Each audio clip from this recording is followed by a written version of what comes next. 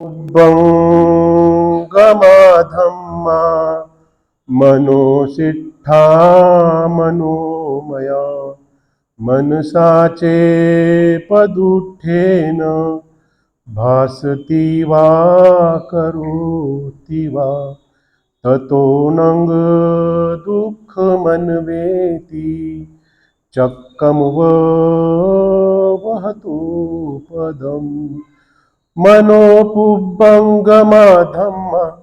मनोसिट्ठा मनोमया मनसाचे प्रसन्नेन भासती वा करोति वा ततो न सुखमनवेति छायाव अनपायिनी। तथागत भगवान गौतम बुद्धाच्या वाणीतून निघालेले हे शब्द, आता जी गाथा म्हणालो ती तथागतांच्या मुखातून निघालेली गाथा आहे. आणि जे काही तथागतांनी तत्वज्ञान सांगितले त्याचा अर्थ मी थोडक्यात या ठिकाणी सांगतो की सर्व गोष्टीचं अध्ययन केल्याच्या नंतर तथागत गौतम बुद्धांनी मनोपुब्बंगमाधम्मा मनोसिट्ठा मनोमया मनसाचे पदुठ्ठेन भासती वा करोति वा, म्हणजे अंतिमता काय सांगितलंय की जो काही माणसाचे कार्य क्रिया प्रक्रिया होत असतात हे माणसाच्या मनाच्या भोवतीत असतात. म्हणून माणसाचं कार्य ज्या पद्धतीचं होईल ते कुशल अकुशल वाईट त्याच पद्धतीनं, ज्या पद्धतीनं पहिल्याच्या काडीच्या पाठीमाग त्याचे चाकं जातात त्या पद्धतीनं त्याच्या पाठीमागे दुःख अविरतपणे येत असतं. हे पहिली गाथा तथागत गौतम बुद्धांनी सांगितली. आणि माणसाचं जर कार्य मन स्वच्छ असतं, चित्त निर्मळ असतं, कार्य कुशल असते, ज्या पद्धतीनं माणसाची सावली माणसाला कधी सोडत नाही त्याच पद्धतीनं सुख हे त्यांच्या वाट्याला हे अहोरात्र येत असते, सतत त्याचा पाठलाग करते. ज्या पद्धतीने माणसाची सावली त्याला कधी सोडत नसते हे मनोपुब्बंगमाधम्मा मनोसिट्ठा मनोमया ही जी गाथा आहे पालीची, जे तथागताचा बुद्धाचा धम्म हा मनाशी केंद्रित झाला आहे. मग सर्व गोष्टीचं अध्ययन करताना आपण आता जवळपास 3रा खंड समाप्त आला. सारांश रूपाने ते तिन्ही खंडाचं सारांश रूपाने मी थोडक्यात या ठिकाणी सांगण्याचा मी तुम्हाला प्रयत्न करीन. पंचशिलाची उत्पत्ती कशी झाली, दुःखाची कारणं कशा पद्धतीनं ते अंगीकारायला पाहिजे, किती अंगाने एक एक शील पाळायला पाहिजे, त्याचे डायग्नोसिस म्हणजे कारणं किती, त्याचे निवारण म्हणजे उपचार किती, ज्या पद्धतीनं एखाद्या डॉक्टरकडे जर पेशंट गेला तर ते काय चेक करते, त्याचा अगोदर वजन बघल, बीपी बघल, जीभ बघल, नाक बघल, डोळे बघल, त्वचेला स्पर्श करून बघल, टेम्परेचर आहे का, हिस्ट्री विचार. आणि नंतर जेव्हा त्याचा समुच्चय झाला त्या लक्षणाचा तेव्हा नंतर समजा नाकातून जर स्राव येत असला तर सांगेल की इकडे व्हायरल फिवर झालं.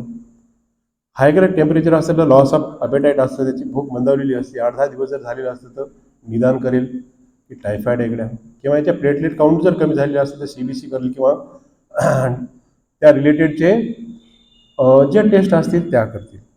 आणि अशा पद्धतीनं हे जे तथागत गौतम बुद्धांनी जेव्हा सर्व तपश्चर्या पूर्ण केल्याच्या नंतर त्यांना त्या रात्री स्वप्न पडतात आणि त्या स्वप्नाचा अर्थ ते लावतात की मला यार काही ना काही सापडले आणि मला नक्कीच ते अंतिम मानवाच्या कल्याणासाठीच ते सापडलेलं तत्व आहे. आणि जेव्हा ह्या गोष्टीचे निराकरण करत असताना जेव्हा सारनाथ येथे तथागत गौतम बुद्ध जातात मृगदाय वनामध्ये, जेव्हा त्यांना ते 5 परिवर्जक भेटतात त्यांना नंतर ते एक्सप्लेनेशन करतात, पहिला सिद्धांत त्यांना तो समजून सांगतात. आणि कशा पद्धतीनं ह्या जगामध्ये 2च टोकं होतं, एक खाओ पिओ मजा करू आणि दुसरा अचरनिक आचरणाचं. म्हणजे ह्या 2 टोकाच्या व्यतिरिक्त माणसाची जी मानसिकता असते ही असते. आणि याही पलीकडे मी जे काही शोधून काढलेलं आहे ते माणसाला जे मुख्य दुःखाचं कारण होते त्या कारणाचं मला टोटलीही ज्ञान प्राप्त झालेलं आहे. आणि अशा पद्धतीनं नंतर मग त्यांना ते सांगायला लागतात की तपोच ब्रह्मचर्याचे आर्य सच्चान दशन निपान सचक्रियाचे येत मंगलमत. म्हणजे काय? तप, ब्रह्मचर्य, निर्वाण आणि 4 आर्य सत्याचा साक्षात्कार याचं दर्शन जर झालं, साक्षात्कार म्हणजे काय? अनुभूती. हेच माणसाच्या जीवनाचं अंतिम सत्य आहे, हे तेव्हा त्या ठिकाणी त्यांना समजून सांगतात. आणि 3 महिने जे त्यांच्या आयुष्यामध्ये 45 वर्षावास त्यांनी केले. त्यांच्या आयुष्यातले जेव्हा बुद्धत्व प्राप्ती झाल्याच्या नंतर किती वर्षावास झाले त्यांचे? जवळपास 45 ते 46 वर्षावास झाले. पैकी जो पहिला वर्षावास त्या ठिकाणी झाला, त्या ठिकाणी 3 महिने त्यांनी ते 4 आर्य सत्य कोणते याच्यावरती त्यांनी भाष्य केलेलं आहे. आणि जोपर्यंत त्यांनी जगाला सांगितलं की दुःख आहे, दुःखाचं निवारण सुद्धा आहे, म्हणून त्याला सांगत असताना सांगतात की मित्रांनो, गड्यानो, तुम्ही ही जी काही तपश्चर्या करता, जे वेदामध्ये सांगितलं आहे, ब्राह्मणीमध्ये सांगितले, उपनिषदामध्ये सांगितलेलं आहे, आणि त्यामुळे जे स्वतःच्या शरीराला तुम्ही वेदना करून घेता, त्याच्यामुळं कोणतीही तुम्हाला फल प्राप्ती होणार नाही, हे त्यांना निक्षूनपणे समजावून सांगते. आणि जेव्हा माणसाच्या जन्मापासून ते मृत्यूपर्यंत कसा पद्धतीनं त्याचा उपक्रम चालत असतो किंवा कशा पद्धतीनं त्याच्या पाठीमागे दुःख लागतात, या गोष्टीचं त्यांनी ते विश्लेषण करत असतात. आणि हे करत असताना त्यांना सांगतात की दुःख आहे. मग दुःख किती प्रकारचे आहेत? तर आपल्यापैकी म्हणजे किती प्रकारचे दुःख आहेत? जे आपण आता घरावरती याच्यावरती आपण अशोक चक्र पाहतो, चक्रामध्ये किती 24 आरे आहेत, राईट? 24 आरे. तर त्याचा जर आपण अभ्यास केला तर त्याचे 12 आर्य, 12 जे आर्य आहेत, त्या प्रत्येक आरीला एक अर्थ आहे. आणि हे जे पहिले जे कारण आहेत 12, तर हे मुख्य म्हणजे दुःखाचे कारण आहेत. प्रत्येक माणसाला, तो कुठल्याही जातीचा असो, कुठल्याही पंथाचा असो, कुठल्याही धर्माचा असो, त्याला त्या 12 कारण म्हणजे ज्या पद्धतीनं मी सांगितलं की तुम्हाला पेशंट गेल्याच्या नंतर त्याला ते निदान करते. तर निदान कशावरती करतात? की त्याचे 12 सिम्पटम होतं की जाती बी दुःखा, जरा बी दुःखा, व्याधी बी दुःखा, मरणमप्पी दुःखा, प्रिय व्यक्ती बी दुःखा, अप्रिय व्यक्ती बी दुःखा, आणि पंचो उपादान स्कंद. हे 12 मुख्य कारण जे आहेत, ते 12 प्रकारचे दुःख आहेत, ते प्रत्येक माणसाला उत्पन्न होत असतात. मग त्यांची कारणं काय आणि निवारणाची साधनं काय, याचं आपण टप्प्याटप्प्यानं विश्लेषण मी तुम्हाला करून सांगेल. तर सर्वात पहिले जेव्हा माणसाचा जन्म होतो, किच्चंग मनुष्यपटी लाभो, किच्चंग मज्जान जीवितं, किच्चंग सद्धम सवनं, बुद्धो किच्चंग बुद्धो उपादो. म्हणजे माणसाचं उत्पन्न होणं फार कठीण आहे. बघा, एखादा चिखल झाला, किड्या मुंगे सहज उत्पन्न होतात. एखादा दगड ठेवला, त्या पावसाकाळी सहज छिद्र बिद्र बेडक्या सहज उत्पन्न होतात. परंतु माणसाचं उत्पन्न होणं किच्चंग मनुष्यपटी लाभ, कारण माणसाचं उत्पन्न होणं खूप कठीण आहे. जो तथागताचा हा धम्म आहे, सद्धम्म श्रवण करणं फार कठीण आहे माणसाला, हे बुद्धानं सांगितले. कारण बघा, आता हल्ली आपण 2025 मध्ये जरी विचार केला सध्याचा, तर आपला जर बौद्धिक कार्यक्रम कुठलाही असला, समजा एखाद्या व्याख्यानाचा असला, त्या व्याख्यानाला माणसं बोलवावी लागतात. परंतु तेच एखादा नाच गाण्याचा कार्यक्रम किंवा एखादा ऑर्केस्ट्रा किंवा एखादा भीमगीताचा जर कार्यक्रम ठेवला, तर लोक न बोलवताही त्या ठिकाणी येतात की नाही? म्हणजे किच्चंग सद्धम्म श्रवणं, म्हणजे सद्धम्म श्रवण करणे, हे ज्या पद्धतीनं माणसाचं उत्पन्न होणं कठीण आहे, त्याच पद्धतीनं श्रवण करणं हे फार कठीण आहे. माणसाचं जिवंत राहणं फार कठीण आहे. इकून तिकून माणूस उत्पन्न झाला तर माणसाचं जिवंत राहणं फार कठीण आहे. कोण सांगते? तथागत गौतम बुद्ध. हे तथागत गौतम बुद्धाची पालीची वाणी आहे. ज्या पद्धतीनं बुद्धाचं पुन्हा उत्पन्न होऊ शक्य नाही, त्याच पद्धतीनं जे ह्या गोष्टी आहेत, ह्या अंतिमतः सत्य आहेत. मग माणसाचं उत्पन्न झाल्यानंतर जन्म होत असताना बाळ हसत जन्माला येते का? नाही. रडणं हे कशाचं इंडिकेशन आहे? दुःखाचं इंडिकेशन आहे. त्या मातेला 9 दिवस 9 महिने 9 दिवस पोटामध्ये ठेवल्याच्या नंतर त्या ब्रेनचे लेबर पेनचे त्या माईला विचारा किती वेदना होतात, भयानक वेदना होतात. आणि जेव्हा बाळ जन्माला येते तेव्हा क्वाय क्वाय क्वाय क्वाय क्वाय क्वाय क्वाय काय रडते. आणि जर 2 मिनिटं नाही रडलं इन केस तर त्याच्यामध्ये डिफॉर्मिटी निर्माण होते. एक तर ते आंधळ तरी होईल, एक तर बहिर तरी होईल, अपंग तरी होईल, पॅरालाइज तरी होईल, त्याला पोलिओ तरी होईल किंवा सेरेब्रल एडिमा किंवा कुठल्याही व्याधीने ग्रस्त राहील. कारण रडणे हा नैसर्गिक नियम आहे. आणि रडणे इंडिकेशन कशाचं आहे? दुःखाचं इंडिकेशन आहे. म्हणजे तथागत गौतम बुद्ध काय सांगतात की जन्म होणे एक दुःखाचं पहिलं कारण आहे. जन्म झाल्याच्या नंतर जेव्हा आई वडील पालन पोषण करतात, केल्याच्या नंतर आपल्याला जसं जसं आपलं वय वाढत राहते जरा बी दुःख, जरा म्हणजे काय, म्हातारपण. म्हातारपण होणं म्हणजे सुद्धा दुःख आहे. बघा, जेव्हा मनुष्य त्यांच्या तरुण्य वयात येतो, लग्न करतो, सुटाबुटात मेकअप 5-5, 10-10 हजाराचे मेकअप सुद्धा लावतो आणि कशा पद्धतीने मी चांगला दिसेल या आविर्भावामध्ये तो राहत असतो. आणि राहिल्याच्या नंतर जेव्हा त्याच्या तोंडावरती झुरळ्या पडायला लागतात किंवा मांस डोंबायला लागते, त्याचा पाठीचा कणा बाक व्हायला लागतात, जेव्हा त्याला म्हातारपणाकडे इंडिकेशन घेऊन जातात तेव्हा त्याला ते दुःख वाटते. कारण ही गेलेली दिवस त्याला रिटर्न येत नाहीत. म्हणून तथागत गौतम बुद्ध सांगतात जरा बी दुःख. जरा म्हणजे काय, म्हातारपण सुद्धा एक दुःख आहे. तिसरं कारण सांगतात की व्याधी बी दुःख. असं मला सांगा, कोणीतरी जन्मापासून ते मरणापर्यंत त्याला एकही व्याधी नाही झाला असं आहे का हो? आहे एखादं उदाहरण जगामध्ये की ज्याला जन्मापासून ते मृत्यूपर्यंत त्याला एकही व्याधी नाही झाला असं आहे का एखादं उदाहरण? टायफॉइड होईल, फिवर होईल, मलेरिया होईल, अर्थरायटिस होईल, पॉलिओ अर्थरायटिस होईल, गॅस्ट्रायटिस होईल, ॲसिडिटी होईल किंवा त्याची हेअर लॉस होईल, हेअर लॉस नाही झालं त्याला इचिंग तेल होईल, टिनिया हे होईल, काहीतरी स्कॉटल पेन राहील, युटरसचा प्रॉब्लेम होईल, व्हाईट डिस्चार्ज होईल, डोकं दुखल त्याला कॅटरॅक्ट होईल, कानाचा हेअर CCOM किंवा असे असंख्य प्रकारचे व्याधी त्याला 100% होणार म्हणजे होणार. म्हणजे तिसरं कारण कोणतं सांगितलं तथागत गौतम बुद्धांनी?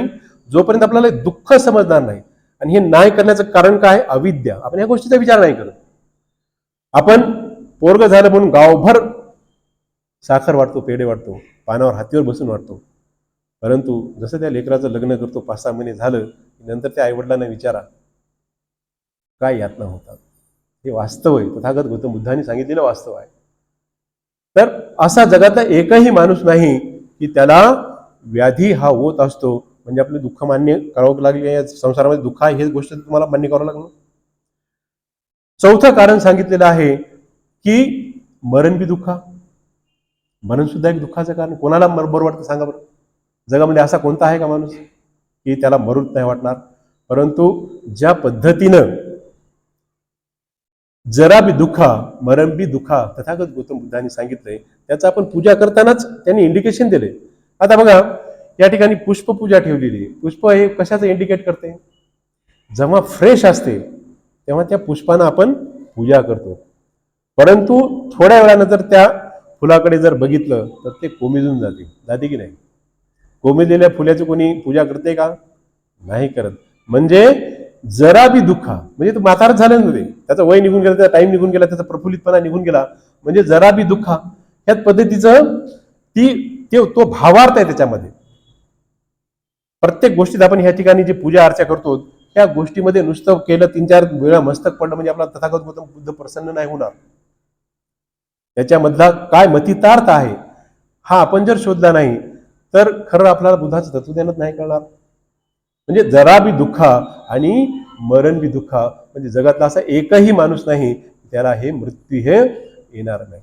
कितीही श्रीमंत असो, धीरूभाई अंबानी असो, कलेक्टर असो, पंतप्रधान असो किंवा एखाद्या देशाचा राष्ट्राध्यक्ष असो, कितीही पैसे देऊन ते त्याचं जीवन विकत घेऊ शकत नाही. मग अनमोल काय राहिलं? जन्मापासून ते मृत्यूपर्यंतचा भाग अनमोल काय? आता मोल एकीकडे समजा. आता तुम्हाला कालची गोष्ट सांगतो. जे ब्रिटानिया आपण बिस्किट खातो, ब्रिटानिया बिस्किट जे वाघ बकरीचं चहा आहे, चहाचा मालक 30-35 वर्षाचा वारे साहेब मॉर्निंग वॉकला गेला. मॉर्निंग वॉकला गेल्याच्या नंतर त्याला कुत्र्यानं एवढं फाडलं, 20-25 कुत्र्याने त्याला फाडलं, आयसीयूमध्ये ॲडमिट झाला, 7व्या दिवशी डेथ झाली. त्याची प्रॉपर्टी किती? 40,000 करोड रुपयाची. किती? 40,000 करोड रुपयाची त्याची प्रॉपर्टी. परंतु तो शरीर विकत घेऊ शकला का? दवाखाना विकत घेऊ शकला का? नाही घेऊ शकला.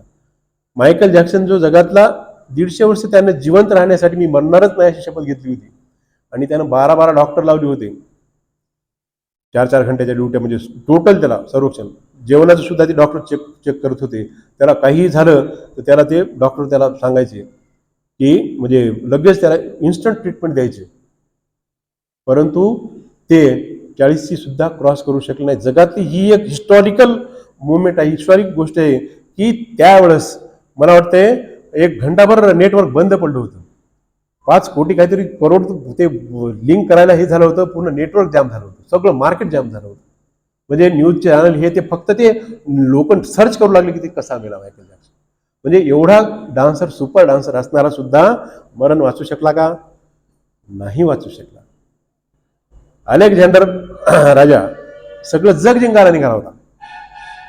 वयाच्या 30व्या वर्षी 30% त्यानं जग जिंकलं होतं, आणि त्यानं असं मेनिशा केली की मी मरणारच नाही, माझ्याकडे एवढी प्रॉपर्टी, धन दौलत आहे. आणि वयाच्या 30-31व्या वर्षी त्याला व्हायरल फिवर झाला, जस्ट लाईक इन्फ्लुएंजा किंवा त्याला सर्दी पडसासारखा एक आजार, किंवा जस्ट लाईक करोनासारखा आजार समजा. नंतर त्याने जगातले सगळे हाकीम बोलवले ट्रीटमेंट करायला, परंतु त्याला कोणीच वाचू शकलं नाही. नंतर त्यानं शेवटच्या मरताक्षणी त्यानं इच्छा व्यक्त केल्या की मी जो जग जिंकणार होतो, आज मी माझं मरण डोळ्याने पाहतोय, मी मरण नाही विकत घेऊ शकत. म्हणून मी मरताना, माझं प्रेत नेताना पहिले खांदे कोण देतील? हे जे डॉक्टर मला ट्रीटमेंट करायला येतं, हे हकीमांनी मला खांदे दिले पाहिजे, जेणेकरून लोकांना कळाव जगातल्या की जगातला एकही डॉक्टर असा नाही की मरण वापस आणणारा. मरण हे अंतिम सत्य आहे, मरण वापस पैशाने येऊ शकत नाही, हे लोकांना कळाव. हे अलेक्झांडर राजाने सांगितलं, सिकंदर राजाने सांगितलं जगाला. दुसरी त्याने अशी इच्छा व्यक्त केली की मला जेव्हा तुम्ही माझं प्रयत्न नेसाल तेव्हा माझे दोन्ही हात उघडे ठेवा ताबुताच्या बाहेर, लोकांना कळू द्या की माझा जन्म होताना मी काही हातात आणलं नव्हतं, आणि जाताना सुद्धा काही घेऊन जात नाही. मरण हे अंतिम सत्य. तिसरी इच्छा त्यांनी अशी व्यक्त केली, माझा जेवढा काही खजाना आहे तेवढा गोरगरिबांना दान करा, आणि स्मशानभूमीपर्यंत पूर्ण अथवा लोकांना खाऊ द्या. या 3 जगातल्या इतिहासामध्ये ह्या जे घटना आता आपण नेटवर सर्च करून बघितलं तर तुमच्या लक्षात येईल. म्हणजे चौथं जे कारण आहे मरण बी दुःख, हे तर तुम्हाला मान्य केलं, राईट? म्हणजे तथागत गौतम बुद्धांनी जे 2500 वर्षाकालचा इतिहास जो सांगितलाय तो तर तुम्हाला समजला. 5वं जे कारण सांगितलंय की प्रिय व्यक्ती बी दुःखा. बघा, म्हणजे आता घराघरामध्ये जे कलह असतात बघा, घराघरामध्ये कलह भांडणं असतात. पोरांचे लग्न झाले, जे प्रिय वाटणारा आई वडिलांना शिवाय द्यायला लागतो, बायकोचं ऐकायला लागतो, बहिणीला शिवाय द्यायला लागतो, भाऊ भावाचं नातं राहत नाही, जे लहानपणी सख्खे भाऊ पक्के वैरी होतात, प्रॉपर्टीहून भांडणं लागतात, जे म्हणजे प्रिय व्यक्ती असतात, हे सुद्धा दुःखाचे कारण नाहीत का? म्हणजे हाड हाडासोबत राहत नाही, मांस मांसासोबत राहत नाही. जे परिवार आहे तो, जे एका रक्ताचा परिवार आहे तो कालांतराने प्रिय व्यक्ती, आता जे एका परिवारामध्ये सगळे प्रिय एकमेकांवरती प्रेम करणारेच व्यक्ती राहतात ना. पण हल्ली जे कौटुंबिक कलह होतो, तर कौटुंबिक, आता आपल्या महाराष्ट्राचं जर उदाहरण घेतलं तर जवळपास 5 लाख पेंडिंग केसेस होतात ग्रह कलहाच्या, ज्याच्यात बहिणीनं भावाला हिस्सा मागितलाय, बायकोनं नवऱ्यावर 498 केली, पोरानं बापावर प्रॉपर्टी देणं म्हणून केली, बापानं पोरावर मला जगवणं म्हणून केस केली. म्हणजे हे जे प्रिय व्यक्ती म्हणणारे जे होतं, रक्ताच्या नाताचे नेहमी म्हणणारे, लहानपणी हातीवर बसून सुपारी वाटणारे, जे आपण पेढे वाटतो मुलगा भावागड्या, आणि हे नंतर माझ्या म्हातारपणी माझं पालन पोषण करल, या उद्देशानं जे प्रिय व्यक्ती हे करतात ते सुद्धा दुःख देतात. एकदा श्रावस्तीमध्ये तथागत गौतम बुद्ध मिगान माताच्या जेतवनामध्ये धम्मदेशना देत होते. त्याच वेळेस एक ब्राह्मणाचा मुलगा, त्या ठिकाणी ब्राह्मण श्रेष्ठचा मुलगा मृत्यू पावला. मृत्यू पावल्याच्या नंतर ते दररोज त्या स्मशानभूमीमध्ये जात एरझारा मारू लागला, दररोज. मग नंतर एके दिवशी तथागत एकदा धम्मच देत असताना ते ऐकले की प्रिय व्यक्ती दुःख देतात. ते माणूस सगळ्या गावानं बोबाटा केला, हे असं कुठं गौतम बुद्धाचं हे आहे का, खरं आहे, खरं आहे का, प्रिय व्यक्ती कुठं दुःख देतात का? मी माझ्या पोरावर एवढं प्रेम करत होतो आणि ते मला दुःख देईल कसं? मी एवढं लाडानं वाढवलं त्याला, ते दुःख देईल कसं? मग ही वार्ता सगळ्यात चर्चा झाली. चर्चा होऊ लागली की गौतम बुद्ध असे कसं काय येड्यावाने सांगालेत की प्रिय व्यक्ती दुःख देतात? हे कुठं असं बरोबर आहे का? माझी इतकी लाडाची लेख आहे, कशी दुःख देईल? माझा लाडाचा लेख आहे, एवढा मोठा माझा लेख मेलाय आणि वारलाय, मी चलो रोज तिथे हे करायला, आणि हे म्हणतात की प्रिय व्यक्ती दुःख देतात, त्याचं टेन्शन घेऊन, हे कसं काय शक्य आहे? तर ही वार्ता मल्लिका राण्याच्या कानावर पडते. मल्लिका राणी कोणाची बायको? राजा प्रसेनजिताची. राईट, राजा प्रसेनजिताची मल्लिका ही तथागताची एकदम मोठी फॅन असते. तर ती म्हणते, यार हे तथागत गौतम बुद्ध तर सत्य बोलतात, हे सांगणं कठीण, म्हणजे हे. मग त्याला सेवकाला पाठवते त्यांच्याकडं, तू जा बरं, खरंच तथागत असं कसं काय म्हणाले की प्रिय व्यक्ती दुःख देतात, एकदा चेक करून ये बरं तू, म्हणजे काय भानगड काय आहे ते पाय. तर तेव्हा त्या ठिकाणी हे करत असतात, त्या विशाखेला सांगत असतात. त्याच वेळेस एक मुलगी लग्न अवस्थेत बाहेर उभी राहते. उभी राहिल्याच्या नंतर ती ऐकत असते. ती प्रसेनजित राजाचा जो धनश्रेष्ठ असतो, जो कोषाध्यक्ष असतो महत्वाचा, त्याची ती मुलगी असते. अत्यंत सुंदर मुलगी. ती सुंदर मुलगी एका पोरासोबत, फटीचर पोरासोबत पळून जाते, लग्न करते त्याच्यासोबत. गेल्याच्या नंतर, घरातून पळून गेल्याच्या नंतर ती एका वनामध्ये राहते. तिला लेकरू होते. लेकरू झाल्याच्या नंतर म्हणजे गर्भधारणा होते आणि ते दोघंच राहतात त्या कुटीमध्ये दोघंच असतात. आणि नंतर तिचे जेव्हा जसे बाळपणाचे दिवस येतात, तिला कोणीतरी जवळ असावं असं वाटते, प्रिय व्यक्ती एखादा जवळ असावा असं तिला वाटते. आणि जेव्हा तिचा नवरा लाकडं आणण्यासाठी माळा रानामध्ये जातो, तेव्हा ही काय करते, शेजारीला सांगते की मी चालली माहेराला, माझ्या वेदनाच्या काळात सुरू झाल्या. हे जसा घरी येते तसा तिचा शोध घेत त्या ठिकाणी जाते.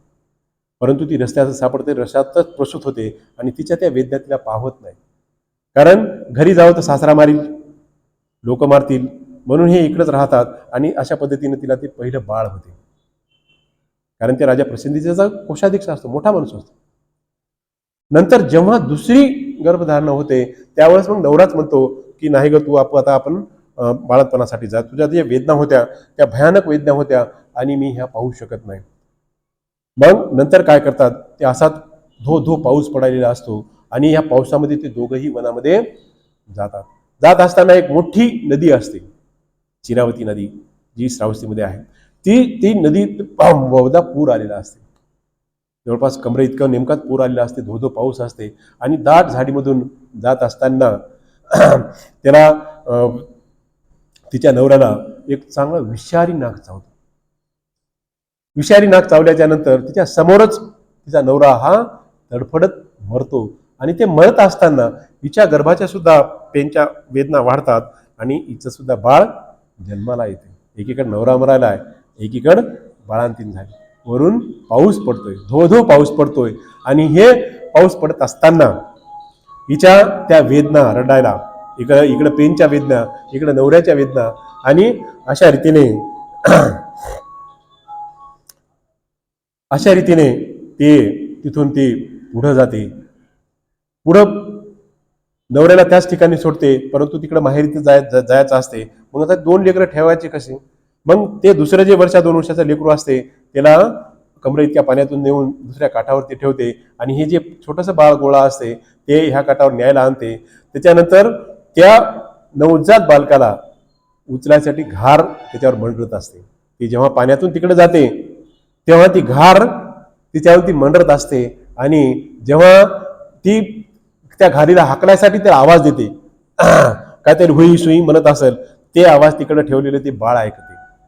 त्या बाळाला काय वाटते की आई मलाच आवाज द्यायली काय की, म्हणून ते बाळ घुलत घुलत अलीकडे येते आणि ते सुद्धा प्रवाहात त्या दिशेने जाते. आई सेंटरला असते, आई त्या बाळाला पकडायला जाते, परंतु इकडं बाळ त्या घारीनं उचललेलं असते. ते बाळ जे असते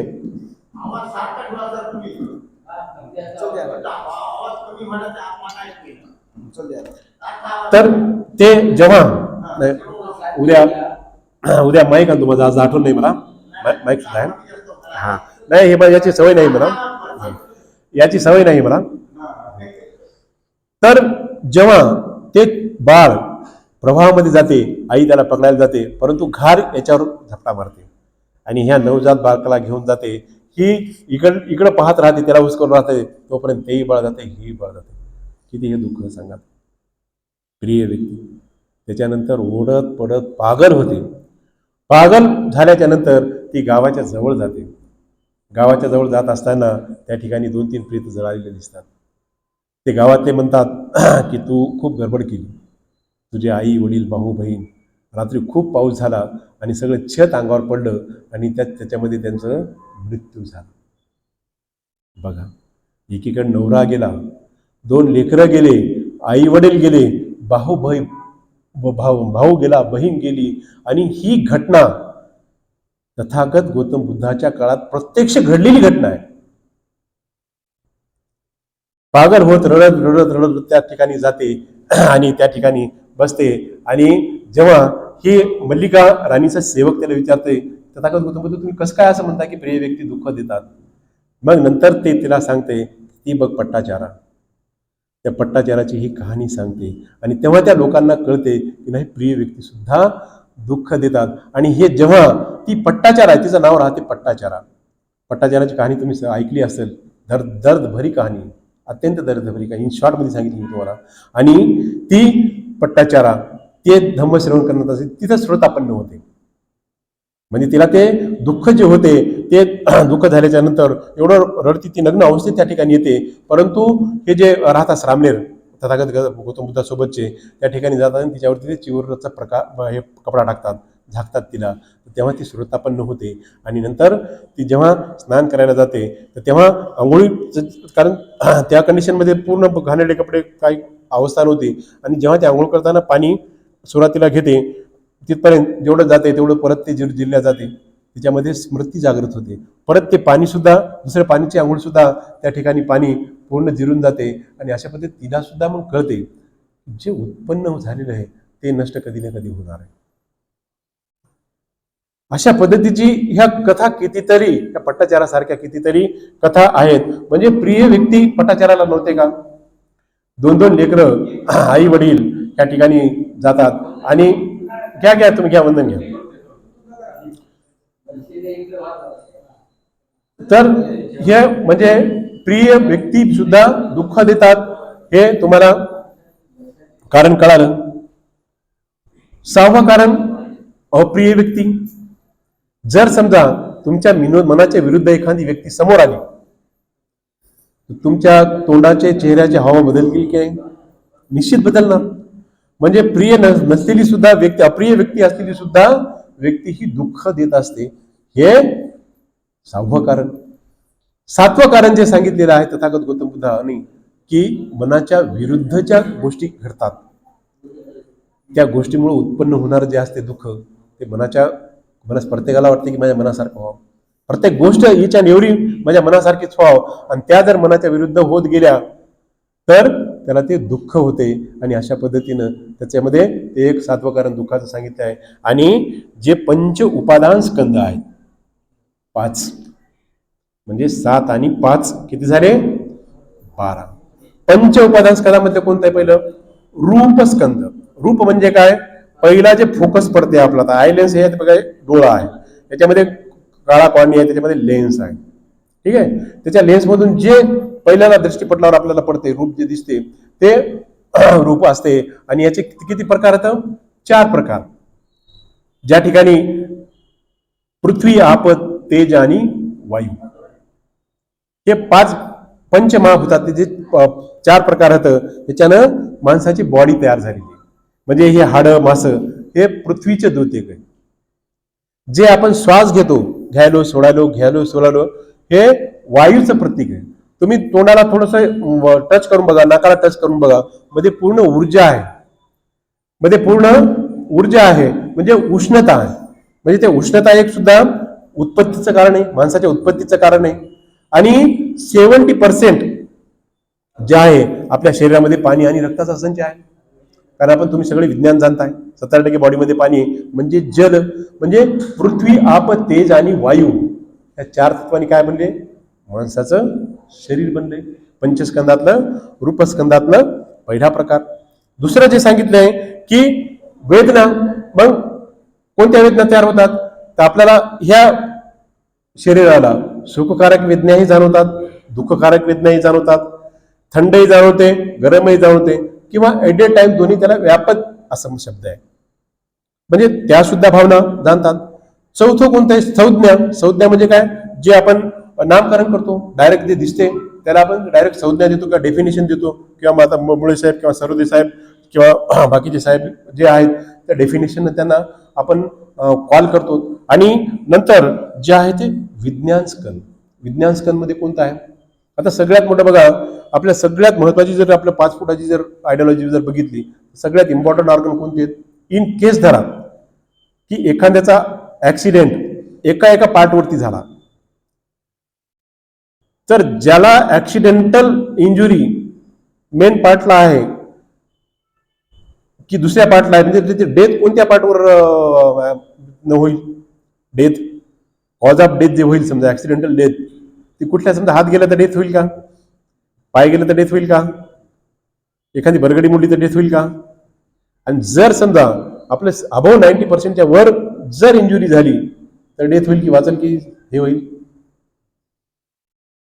जिवंत राहील की मरल? मरल. म्हणजे काय?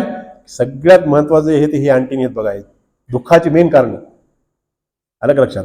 म्हणजे शब्द, स्पर्श, रूप, रस आणि गंध, हे जे पृथ्वी, आप, ते जे वायू आणि आकाश, याचे उपभोक्ते आहेत. शब्द, स्पर्श, रूप, रस, गंध कशाचे? ज्ञानेंद्रिय, हे श्रोतेंद्रिय, हे रसेंद्रिय, हे त्वचेचे स्पर्शेंद्रिय. आणि अशा पद्धतीनं हे जे पंचमहाभूतावरती बॉडी आपली डिपेंडंट आहे. माणसाची उत्पत्ती कशा पद्धतीनं झाली हे सुद्धा कारण आहे. आणि यांना आपण ज्ञात न होणं म्हणजे हे एक अविद्या आहे. आणि दुःखाचं कारण काय? अविद्या. अविद्यातून आपण बाहेर जर निघालो, जसं एखादं अंधार कोठडी आहे, अंधार कोठडीमध्ये एखादा जरी झरोका निघाला तर त्याला जसं त्या पद्धतीनं प्रकाशाचा किरण दिसल, त्या पद्धतीनं त्याच्याकडे जर मन असेल तर ते विचार केलं, अरे नाही, आपल्याला सुद्धा प्रकाश मिळू शकतो. आणि त्याला जर समजा माणूस एवढा म्हणजे अंधार कोठडीत बांधलेला आहे की माणूस इतका गुलामगिरीमध्ये बांधलेला आहे की ते स्वतःला म्हणजे असं समजू शकत नाही की मी माणूस आहे. म्हणून डॉक्टर बाबासाहेब आंबेडकर 1956 रोजी आपल्या धम्मदीक्षा देताना मानतात की माणूस आणि प्राणी याच्यामध्ये फरक आहे. काय फरक आहे? माणसाला अन्न लागते, प्राण्याला अन्न लागते. प्राणी श्वास घेते, माणूसही श्वास घेते. ते चलते फिरते, त्यालाही मरण आहे, त्यालाही जन्म आहे. मग फरक काय? माणसामध्ये प्राण्यामध्ये फरक काय आहे? माणसाला मन आहे म्हणून माणसाला माणूस म्हणतात. प्राण्याकडे मन नाही म्हणून ते चित्र विचित्र जंगलामध्ये राहतात. हा माणसामधला आणि प्राण्यामधला फरक आहे. म्हणून माणसाचं जीवन हे ज्ञानानं उज्ज्वल झालं पाहिजे. माणसाला मी माणूस काय याची जाणीव झाली पाहिजे. कारण माणूस या गुलामगिरीमध्ये, ह्या इथल्या गुलामगिरीमध्ये एवढा डुबलेला आहे की ते स्वतःला माणूस म्हणून सुद्धा घेत नव्हता. महार म्हणजे काय? मृत आहार. महाराचे डेफिनेशन काय? मृत आहार. याच्याहून महार झाले. कारण अगोदर जिवंत प्राणी खाण्याची मुभा नव्हती. जे मेलेले ढोर बिर होते ते खाण्याची मुभा होती, मृत आहार. म्हणून ते जे झालेली डेफिनेशन महार, जे पूर्वाश्रमीची आपली होतो त्या पद्धतीने त्याचा तो इतिहास आहे. म्हणजे आपण कधी त्या गोष्टीचा विचार केला नाही. म्हणून डॉक्टर बाबासाहेब आंबेडकरांनी 1935 पासून बुद्ध आणि त्याच्या धम्म या तत्वज्ञानाचे प्रॅक्टिकली माणसावर हे केले. बघा, माणसाला देवळात जाण्याची बंदी होती, बाबासाहेबांनी काळाराम मंदिर केला. माणसाला पाणी प्यायची मुभा नव्हती, 14 तळ्याचा बाबासाहेबांनी सत्याग्रह केला. म्हणजे बाबासाहेबांनी बुद्ध आणि धम्म याची तत्वज्ञानाची सुरुवात ही 35 पासूनच केली होती माणसावर, आणि माणसाला जाणीव करून दिली की तुम्ही गुलाम नाही आहेत, तुम्ही एक श्रेष्ठ जातीचे मानव आहात आणि अशा पद्धतीचे तुम्ही नाही वागलं पाहिजे. तुम्ही ही जी प्रवृत्ती आहे, कोणती जी वैदिक परंपरा आहे, ह्या परंपरेतून माणसाला बाहेर काढण्यासाठी बाबासाहेबांनी चळवळ केला. बाबासाहेबांनी काही एखादा घरकुल भेटा म्हणून नाही केला, बाबासाहेबांनी काही एखादा हे भेटा म्हणून नाही केला, तर माणसानं चळवळी ह्या माणसाच्या उत्कर्षासाठी बाबासाहेबांच्या चळवळी होत्या, माणसाच्या हक्कासाठी ह्या चळवळी होत्या. म्हणून मित्रांनो, बाबासाहेबांनी फंडामेंटल राईट्समध्ये समता, स्वातंत्र्य, बंधुत्व, न्याय हे बाबासाहेबांनी तेव्हाच, कारण बाबासाहेबाला चुकलं होतं की मी जरी लिहिली ही आता बुद्धाने धम्मा जरी ग्रंथ गेला, पण माझा समाज कोणत्या लेवलवरती राहील, त्याच्यामुळे बाबासाहेबांनी भारत बौद्धमय अगोदरच करून ठेवला. मित्रांनो बघा, पूर्ण अशोकाचं चक्र आपल्या तिरंगावरती, कारण बुद्धाची भूमी ही 2000 वर्षापूर्वी सुद्धा सम्राट अशोकाच्या काळी या भारत देशामध्ये वैभव प्राप्त होतं, आणि दुसरं वैभव डॉक्टर बाबासाहेब आंबेडकरांनी आपल्याला प्राप्त करून दिलं. म्हणून हे जे 12 कारण जोपर्यंत आपल्याला क्लिअर कट नाही सांगणार, दुःख म्हणजे काय हे जवळ कळणार नाही. आता काय डॉक्टरकडे गेलं समजा, तर त्याला संडास जर लागली असली आणि त्यानं नुसत्या टायफॉइडच्या गोळ्या दिल्या तर जमल गाव, त्याचं डायग्नोसिस तर करावं लागेल ना, निदान तर करावं लागेल ना, करावं लागेल की नाही. मग जे हे आहेत, हे जे मुख्य आहेत, हे तृष्णेचे कारण आहेत. ऐकलं का? तृष्णेचे कारण होतं, आणि ह्या पद्धतीचं जे कारण सापडल्याच्या नंतर मग त्याच्यावरती निवारण सुद्धा काय सांगितलं तथागत गौतम बुद्धांनी, कशा पद्धतीने जीवन जगायला पाहिजे. आर्य अष्टांगिको मगो म्हणजे काय, आर्य अष्टांगिक मार्ग, आपल्याला त्याच्यावरती ते मेडिसिन दिलेले. पंचशील अष्टांग मार्ग म्हणजे ह्या दुःखावरचं जे निराकरण आहे किंवा अँटीबायोटिक जे आहे, हे अँटीबायोटिक त्यांनी त्या ठिकाणी दिलेले. म्हणजे ह्या ज्या गोष्टी येतात यालाच सांख्य तत्वज्ञान असं म्हणतात, किंवा लॉ ऑफ डिपेंडंट ऑर्गॅनिझम असं सुद्धा म्हणतात. कारण हे ज्या गोष्टी आहेत, हे दुःखाचं जे मूळ कारण जे आहे ते हे अविद्या, हे दुःखाचं मूळ कारण आहे. कारण जोपर्यंत हे गोष्टी आपण क्लिअर कट करणार नाही की जन्म बी मृत्यू आहे, म्हातारपण सुद्धा मृत्यू आहे, व्याधी बी दुःख देणारे आहेत, मरण बी दुःख देणारे आहेत, प्रिय व्यक्ती बी दुःख देणारे आहेत, अप्रिय व्यक्ती बी दुःख देणारे आहेत, मनाच्या विरुद्ध ज्या काय आपल्या गोष्टी घडतात त्या सुद्धा दुःख उत्पत्ती देणार आहेत. आणि हे जे मी तुम्हाला सांगितलेले पंचस्कंद, जे की त्याच्यामध्ये कान आहे, नाक आहे, जीवा आहे, डोळे आहेत आणि ही काया आहे, हे जे ऑर्गन आहेत, सगळ्यात मोठे जे ऑर्गन आहेत, या ऑर्गनवरच सगळं काही कारण. मी पंचमहाभूतापैकी एक महाभूताचं किंवा एक इंद्रियाचं तुम्हाला स्पष्ट करून सांगतो की समजा, कारण तथागत गौतम बुद्ध काय सांगतात की सगळ्या दुःखाचं मेन कारण जे कोणतं आहे पंचस्कंदापैकी, हे ढक्कन खूपच बेकार आहे बघा. हे ढक्कन उघडलं, ग्रह कराला सुरुवात झाली. आणि शब्द, स्पर्श, रूप, रस आणि गंध हे त्याचे कार्य आहेत. डॉक्टर बाबासाहेब आंबेडकर असं म्हणतात की शब्दाचे घाव हे शस्त्रापेक्षाही भयानक असतात. शस्त्राचे घाव तरी 4-8-15 दिवसामध्ये मिटून जातात, परंतु शब्दांना जर वापरले, म्हणजे अघोरी शब्द जर वापरले, तर रक्ताचे नाते सुद्धा तुटतात.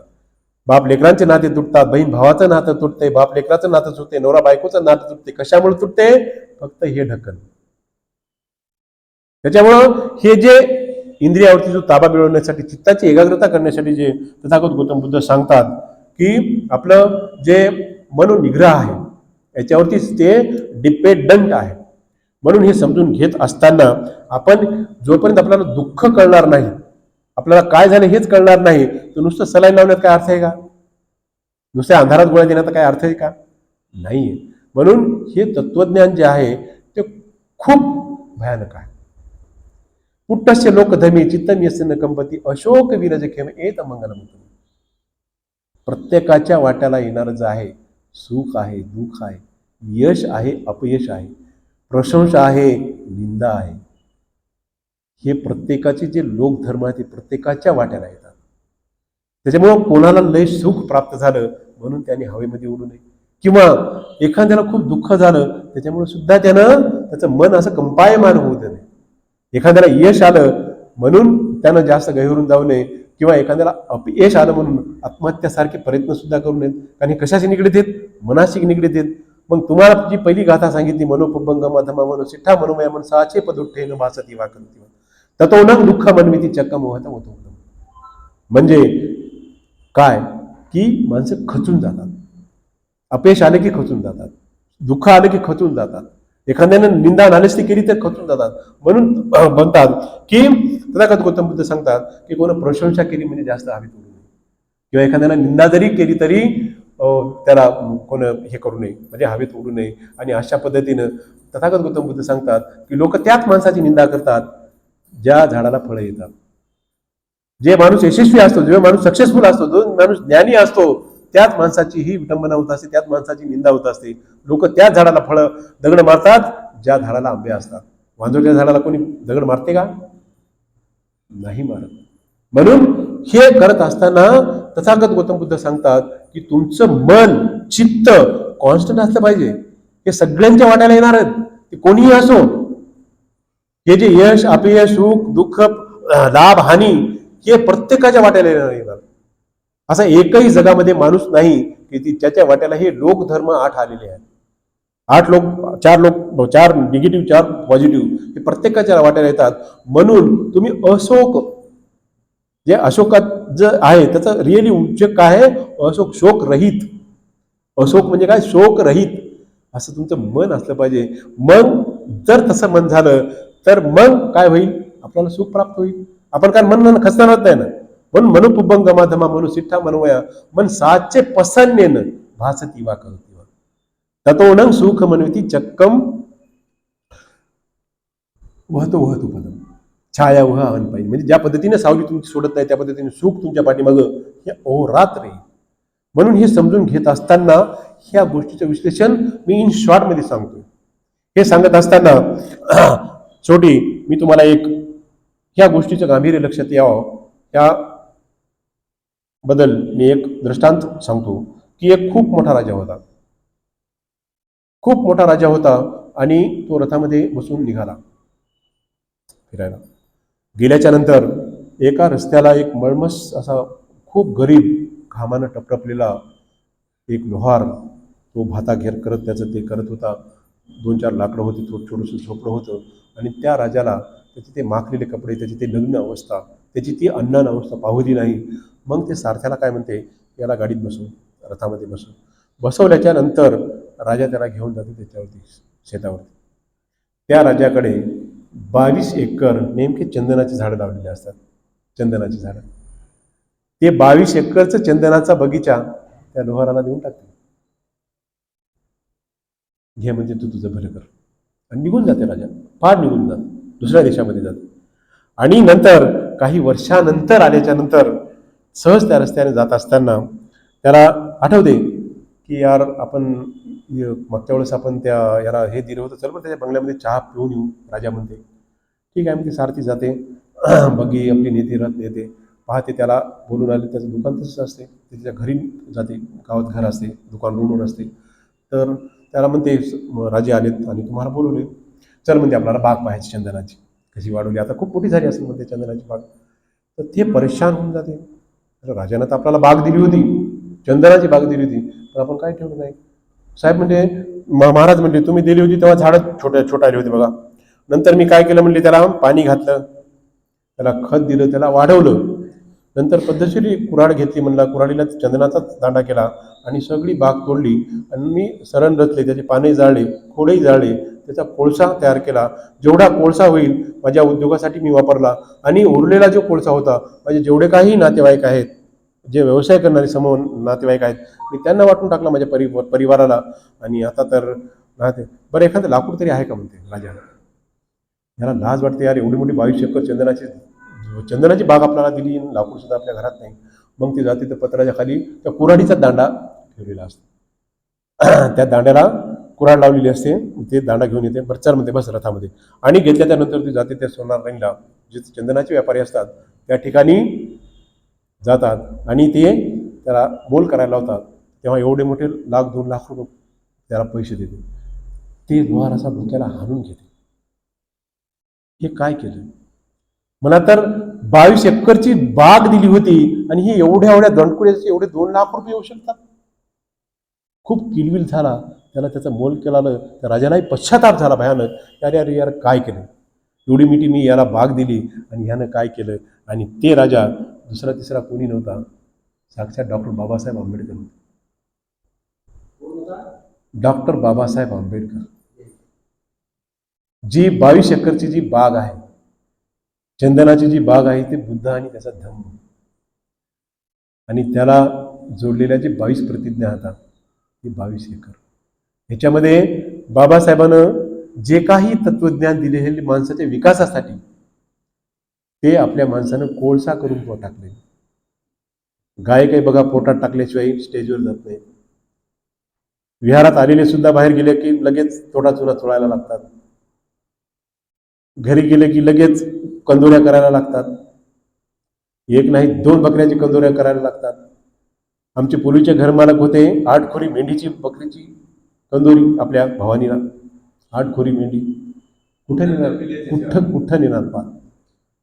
बाबासाहेबानं च्या चळवळीचा हे कोळसा आपण करता कामा.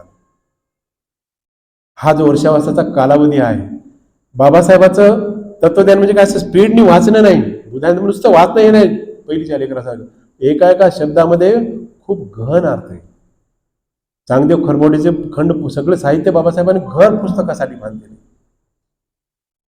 त्याच्यामुळे समजून घेत असताना बाबासाहेबांचं जेवढं सिरियस आपण अभ्यास कशासाठी करणार आहोत, आपण आपल्यासाठी करणार आहोत, आपण आपल्या लेकरांसाठी करणार आहोत, आपण आपल्या लेकरांच्या भवितव्यासाठी करणार आहोत. आपल्यापासून जर आपण सुरुवात नाही केली, आपलं कुटुंब जर सुधारलं, शेजारचं कुटुंब सुधारलं, शेजारचं सुधारलं त्याचे सुधारल, ते जर सुधरलं एखादं नगर सुधारल.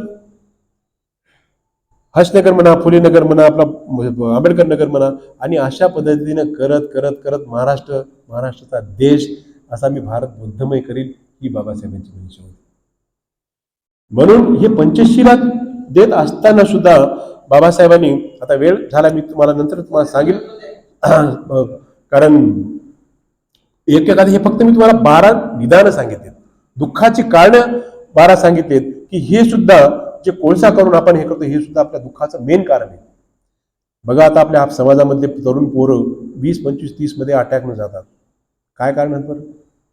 दारू, पुड्या, गांजा. म्हणजे आपण बौद्ध झालोत का, नैतिकदृष्ट्या बौद्ध झालोत का? विचार करा बरं. मग त्या गोष्टीला आपण कुठं कारणीभूत ठरलो? त्या गोष्टीला तिथं कारणीभूत करतो जेव्हा विषयकाचे लग्न होते. आणि लग्न होत असताना जेव्हा तथागत गौतम बुद्धाला त्या ठिकाणी बोलवते तेव्हा ते काय सांगते, महत्वाचे उद्देश, जेव्हा आपण मुलगी सासरी जाते तेव्हा प्रत्येक बापानी जर ती विशाखीचे शब्द, तथागतांचे शब्द जर त्याला सांगितले तर हे 498 सारख्या केसेस होणार नाहीत. आपण मागच्या अध्यायामध्ये वाचला असेल की त्या जे 10 प्रतिज्ञा देतात त्या पद्धतीने जर आचरण केलं, त्या तिथे गेल्याच्या नंतर जे सासू सासरे असतात, ज्या पद्धतीने इथं आई वडील आहेत ते तुझे आई वडील आहेत. कोणत्याही नवऱ्याचा अपमान करणार नाही, धनधान्य घरधान्य सगळं संतुष्ट ठेवीन, सगळ्या घरातल्या मेंबरची सगळी सेवा करेल, बिलकुल भांडणं तंट करणार नाही. आणि नेमकं पोरी बघा, या प्रतिज्ञा आपण लग्न घेताना सुद्धा आपले भारतीय बौद्ध महासभाच्या माध्यमातून किंवा जे काही भिक्षू लोक असतात आपले त्याच्या माध्यमातून वरू आणि वधू यांना देतो. परंतु ते लागली 2-3 महिन्यामध्ये ती प्रतिज्ञा विसरून जाणार. इथं मित्रांनो 5-7 किलोमीटर वर एक वृद्धाश्रम, इथं गेल्याच्या नंतर तुम्ही त्यांच्या व्यथा विचारा. 20-20 एकर वाले त्याची प्रॉपर्टी त्या ठिकाणी आई वडिलांना त्या वृद्धाश्रमामध्ये आणून जोडले. एक तर बाई अशी आहे, तिचे शेतीचे पैसे विकले, सगळे घेतले, तिला हाकालून दिलं, त्या ठिकाणी ती वृद्धाश्रमात आहे. जवळपास मला वाटते 20-30 फॅमिली त्या ठिकाणी आहे. म्हणजे हेच जे कारण आहे, शब्दाची हे जे ढक्कन आहे, या ढक्कनामुळे खूप दुःखाचं कारण उत्पन्न होतं. खूप दुःख म्हणजे ग्रहकल होतात. बहीण भावाचे भांडणं, नवरा बायकोचे भांडणं, समाजामध्ये भांडणं जे लागतात तर ते याच्याचमुळे लागतात. आणि आपण बुद्धाचा धम्म कसा स्वीकारलाय? आपण भावनिक स्वीकारलाय. बाबासाहेबांनी कुठं असं म्हणजे लाकडी काठी घेऊन, बंदुका घेऊन किंवा चाकू घेऊन युद्ध केले किंवा कुठं त्यांचे हे झाले, सत्याग्रह झाले, आठवतात का तुम्हाला?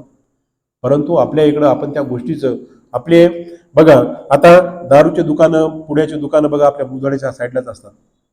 पुण्या बुधवाड्यात जा, दारू, मटका, गांजा, पुड्या आपल्या साईडलाच दिसतील, त्याच्या बघा गल्लीच्या बाजूला सुद्धा नसतात. म्हणजे बौद्ध भारताचा जो इतिहास आहे, वैदिकशाही आणि बौद्धशाही जो आहे त्याच्यात जो हमला आहे, कारण त्यांना असं वाटतंय की बुद्धाचे विचार जर आदर्मात झाले तर आमच्या पोटाचं कसं होईल, म्हणून यांना त्या अंधारातून, ह्या ज्ञानातून वर येऊच देत नाही. मग सांगायचं तत्वज्ञान कोणी समजा जरी आपण भंतेजी आले सांगायचं जरी म्हणलं तर आपण ऐकायला जात नाही, किंवा जरी एखादे जरी भंतेजी आले तर ते जे बुद्धाचं तत्वज्ञान आहे ते सोडून दानावरतीच जास्त भर देतात. म्हणजे जे लोकांच्या कल्याणासाठी बेसिक स्ट्रक्चर पाहिजे ते स्ट्रक्चर कुठंतरी सांगायला आपण कमी पडतो. म्हणून मित्रांनो, आपण नुसता बुद्ध आणि धम्म त्याचा ग्रंथाचं कारण वाचत असताना बाबासाहेबांनी सांगितले की कार्ल मार्क्स याचा वाचला पाहिजे. कार्ल मार्क्सचा सिद्धांत काय आहे? कार्ल मार्क्स काय सांगतो दुःखाचं कारण? कार्ल मार्क्स म्हणतो की पैसा हे दुःखाचं मूळ कारण आहे. बरोबर आहे. ह्या जगामध्ये बिन पैशाचं काय हो? पैसा असला तरच त्याची चलती आहे ना. म्हणजे जे सर्वहारा आणि म्हणजे जे मालक आणि कामगार जो असतो, कामगाराच्या जीवावर तो मालक हे उत्पन्न कमवत असतो. इंडस्ट्रियल इकॉनॉमिकल कॉज जी सांगितली त्यांनी दुःखाचं, तर ती जोरक समपातळीवरती येत नाही तोरक ते माणसाला म्हणजे खरी लोकशाही म्हणजे उत्पन्न होणार नाही किंवा तिकडे जाणार नाही, असा कार्ल मार्क्स असं म्हणतो. आणि कार्ल मार्क्स म्हणजे किती 2381 वर्षापूर्वी बुद्धाने तत्वज्ञान सांगितलेले. कार्ल मार्क्स तथागत गौतम बुद्धाच्या 2381 वर्षानंतरचे. तर हेच समजून घेत असताना आपण सगळ्या गोष्टीची आयडियोलॉजी जर समजून घेतली तर मला वाटते आपल्याला खऱ्या अर्थानं आपण सच्चे अनुयायी होऊ, बुद्धाचे अनुयायी होऊ, डॉक्टर बाबासाहेबांचे अनुयायी होऊ. आणि का बरं हे होतात, विटंबना का बरं होतात बाबासाहेबांच्या? कारण ह्या विचारातून समाज गुरफटत राहावा, चांगला विचार करण्याला वेळ मिळू नये म्हणून हे होतात. म्हणून आपण भावनिक न होता प्रज्ञा आपली जागृत झाली पाहिजे, आपल्याकडे करुणा सुद्धा जागृत झाली पाहिजे. म्हणून हे करत असताना आपल्या सगळ्या गोष्टी समजून जर घेतलं तर मला वाटते की आपण या गोष्टीकडे जाऊ.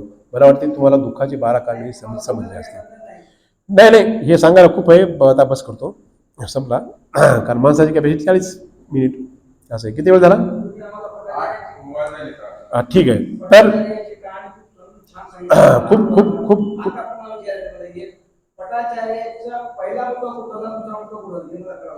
काय म्हणले? हा, ही नदी आहे. नदी कुठे? श्रावस्ती बरं का? श्रावस्तीमधली घटना आहे. तरी प्रत्यक्ष घडलेली घटना आहे पट्टाचार्याची कहाणी. हा हा हा हा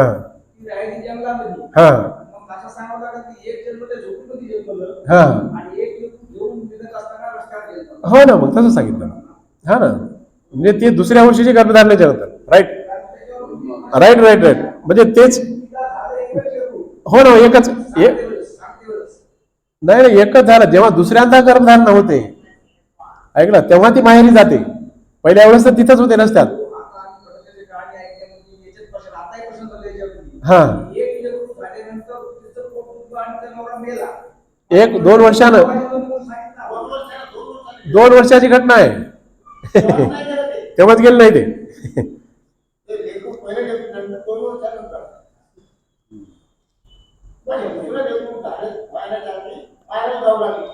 वाटल्यास नंतर परत एकदा वेळ मिळाल्यावर आपण रिपीट करूयात. ठीक आहे. काही अजून प्रश्न असते तर विचारा. फक्त 12 कारणापैकी या 12 मी उद्या माईक घेऊन येतो, माझं माईक घेऊन येतो.